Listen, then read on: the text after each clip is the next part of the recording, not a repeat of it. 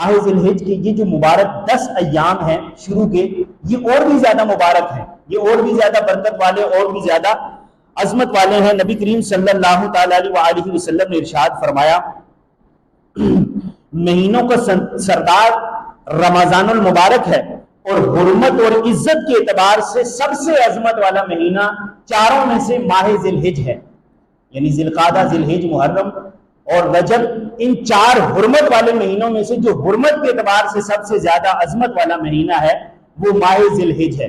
ایک تو یہ کہ اس ماہ مبارک کے اندر 2 اسلامی شعار، بڑے عظیم شعار، مبارک شعار جو ہیں وہ اپنائے جاتے ہیں۔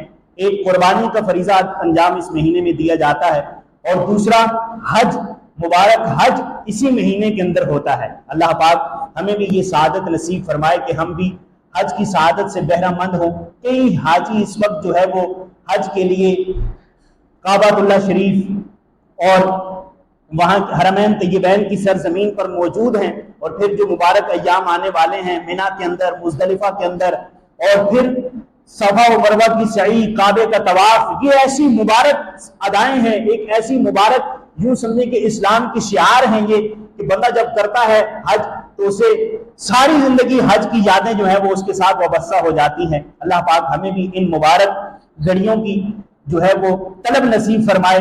حج کی طلب کا ہونا مسلمان کے لیے بہت ضروری ہے۔ ہماری زندگی کے بہت سارے اہداف ہوتے ہیں، بہت سارے گول ہوتے ہیں جنہیں ہم اچیو کرنے کی کوشش کرتے ہیں۔ ہم چاہتے ہیں کہ ہم آگے سے آگے بڑھیں، ابھی یہ ہے تو آگے کیا کرنا ہے، اس سے آگے کیا کرنا ہے، اس سے آگے کیا کرنا ہے، پلاننگ چل رہی ہوتی ہے۔ ذہن نصیب کی ہماری زندگی کی پلاننگ کے اندر ایک پلاننگ یہ بھی ہو کہ ہم حج کے لیے کب روانہ ہوں گے۔ حج والا وہ کون سا سال ہوگا کہ جس سال ہم حج کے لیے روانہ ہوں گے۔ اللہ پاک ہمیں نصیب فرمائے۔ حضرت کعب الاحبار رضی اللہ تعالیٰ عنہ، جنہیں حافظ الکاتبین کہا جاتا ہے، آپ قرآن کریم کے عالم بھی تھے اور تورات شریف کے عالم بھی تھے۔ آپ فرماتے ہیں کہ اللہ پاک نے زمانے کو اختیار فرمایا، بس اللہ پاک کے ہاں سب سے محبوب زمانہ حرمت والے 4 مہینے ذوالقعدہ، ذوالحجہ، محرم اور رجب ہے۔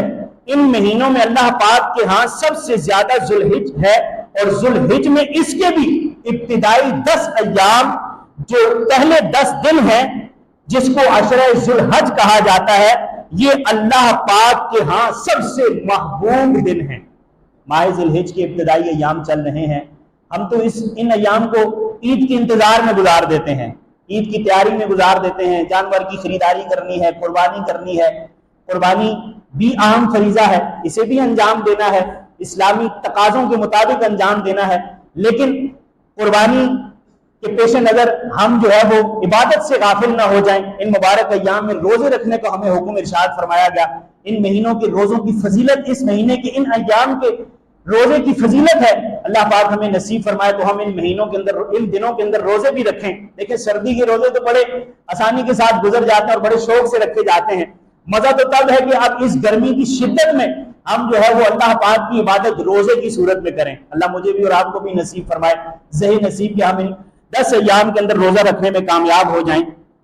قرآن مجید فرقان حمید کے اندر اللہ پاک نے عشرہ ذی الحج کے متعلق بھی ارشاد فرمایا۔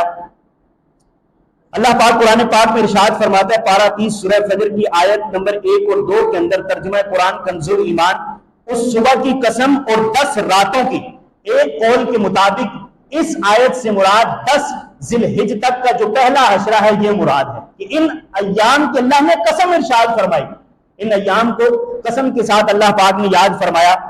عشرہ ذی الحج میں اللہ ہمیں عبادت کی توفیق نصیب فرمائے۔ حضرت عبداللہ بن عباس رضی اللہ تعالیٰ عنہ سے روایت مروی ہے کہ پیارے آقا صلی اللہ تعالیٰ علیہ وآلہ وسلم ارشاد فرماتے ہیں کہ کوئی دن ایسا نہیں کہ جس میں نیک عمل کرنا اللہ پاک کے ہاں ان 10 ایام سے بڑھ کر محبوب ہو۔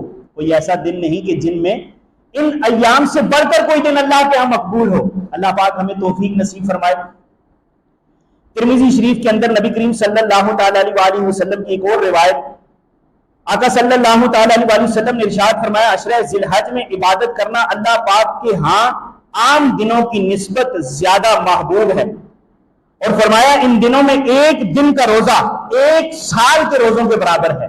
ان ایام میں ایک روزہ سال کے روزوں کے برابر ہے، اور فرمایا ان دنوں کی ہر رات کا قیام یعنی جاگ کر عبادت کرنا شب قدر کے قیام کے برابر ہے۔ یہ چیزیں بھی ہمیں جو ہے وہ سیکھنی چاہیے کہ ماہ ذی الحج کے اندر صرف قربانی نہیں ہے بلکہ ان 10 ایام کی حرمت، ان 10 ایام کی جو عبادت کی لذت ہے، اسے بھی پانے میں ہمیں کامیابی نصیب ہو۔